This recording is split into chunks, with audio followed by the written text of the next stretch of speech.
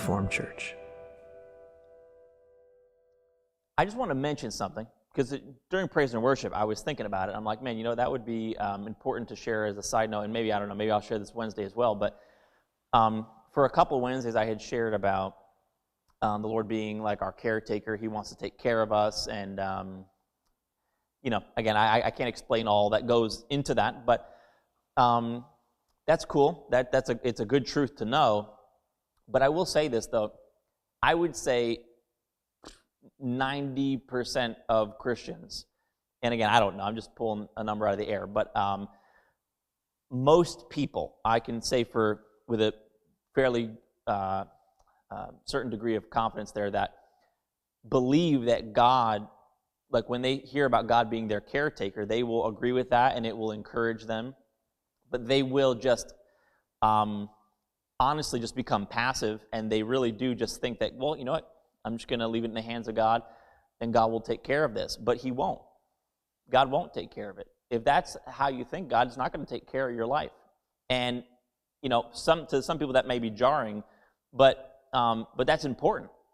God's not going to take care of your life. You need to make a decision, and you control whether God takes care of your life or not. And most people are not doing what's necessary for God to be able to take care of their life. That's so important, because you will actually die saying that God will just take care of me. And people have. Plenty of people have. That is what is known as, people will call it the sovereignty of God, or God is in control. So obviously that's really what I'm talking about here. But still, regardless of what you call it, if you could call it God being your caretaker, and that doctrine will kill a person if they don't understand that we control our destiny, we control our life. And just so you know, in your life right now, God is using your life as much as He possibly can right now. Just hear me on that. God right now in your life is using you for His purposes as much as He possibly can. There's not like a lever that you pull aside from just believing the Lord that will God's like waiting on His special timing to really no. Currently, right now, this very moment, His power is working through you as much as it possibly can. If you want to increase that and increase the care of God in your life, we need to learn what Jesus did, and we need to increase knowledge, and we need to stir up knowledge, and that will change the course of our life and allow God to use us more, allow His purpose to be fulfilled in our life more, and we control that. So I just want to make sure that everybody knows you're in the driver's seat when it comes to whether or not God uses you, or whether or not you see the care of God in your life, because we can talk about rest from works here. We can talk about how it's not I that live, but Christ that lives through me. We can talk about God taking care of our life, but that does not happen automatically. And not only does it not happen automatically, we determine, literally, to even the tiniest percentage, we determine how much that works in our life. And that's so important, because most Christians are passively saying, God is going to take care of my life, and He will not. I just want you to really, really, really hear that. God will not just take care of your life if you are just passively saying, I'm going to leave it in the Lord's hands. It's not in His hands, actually. It's not in the Lord's hands. God does not control. And again, we have teaching on the sovereignty of God, which really is kind of the catalyst for this type of teaching. It's really the doctrine behind what I'm saying right now. But I'll just leave you with this last point. You can read Proverbs 8 and 9. You can read John 10, you can read Romans 8:6. All of those things say that the results that you get in your life, it depends on who you listen to. And I'm not just talking about people, individuals that you listen to, but the kind of belief that you adopt. In Romans 8:6, it talks about being spiritually minded versus carnally minded, and it says that will determine the results in your life. God is not determining the results in your life. We determine our own results in our life, and I don't think most Christians realize that. Christians look at their life and they just assume, I don't know why God is doing this or isn't doing that. That's not how you should look at your life. It's what we are allowing or not allowing. And again, God is using you right now and working through as much as He possibly can currently. What you see in your life right now, and I'm not just saying what meets your eye. There's a lot of things God does that we don't even recognize, but God's power is working through you as much as He possibly can right now. But, again, getting back to the Proverbs 8 and all that in John 10, Proverbs 8 says spiritually minded or carnally minded. John 10 says the sheep can either listen to the thief or the shepherd.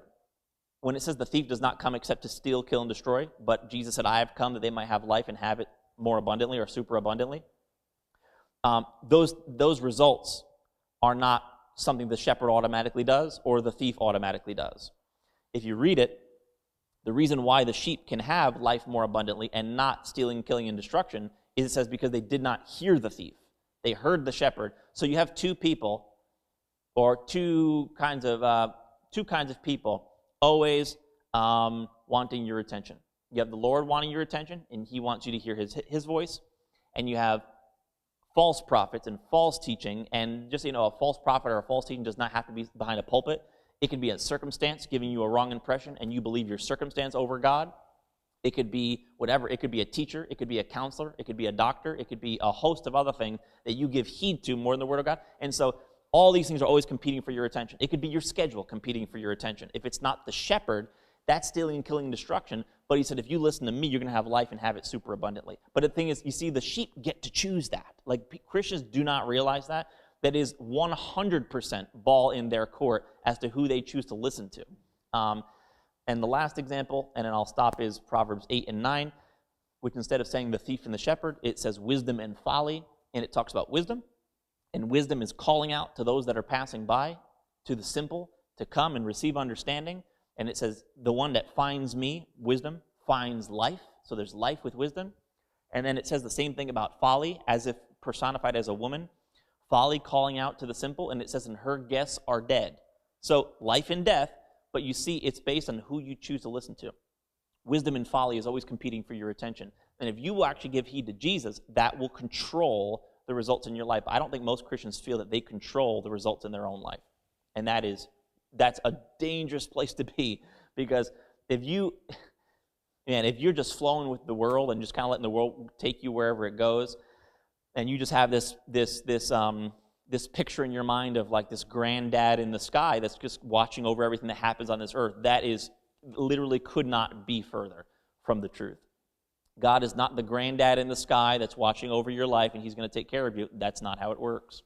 It's not how it works. Otherwise, if that were true, you'd have to blame God for all the rape and pillaging and stealing and killing and death and destruction and sin and disobedience and dishonor and all the stuff in the world. You have to blame him for all that. It sounds nice at church when you say God is just the caretaker and he just takes care of all of our lives. And then when a tragedy happens in the world or something bad happens in your life, you start looking at God differently. He's the caretaker. Why did he let that happen then? Because you're under the impression that, again, granddad in the sky is just going to take care of you, and that's not how God operates. We believe him. We allow him to take care of us by learning Jesus. And only when we learn Jesus, and only when we see the truth, Jesus did not say simply that it was just him, the Son of Man, that sets people free. It's the truth that sets people free. And specifically, not just the truth, but he said that you'll know the truth, and the truth will make you free. Meaning, what does that mean if people don't know the truth? You won't live free, right? I mean, that just process of elimination there. So we need to know the truth to initially be set free, and if people don't know the truth, they will not be set free. They will not walk in the plan of God for their life. The will of God does not happen automatically in your life. But if you know the truth, you are set free, you are free indeed, but even as a believer, you need to continue to know the truth so that, as Paul says, you stand fast in your liberty. You walk in your liberty. You hold on to that liberty and begin to express that in your life. You want to walk. Listen, I promise you, I will stop with this statement. And this is literally the last statement I'm making right here. If you want God to use you more in your life, then increase your knowledge of Jesus. Okay? If you and put a higher priority than it is currently on the knowledge of Jesus, and God will use you more. God has sent his eyes to go to and fro throughout the earth to look for someone to use. He's using the whole world as much as they will allow him currently right now.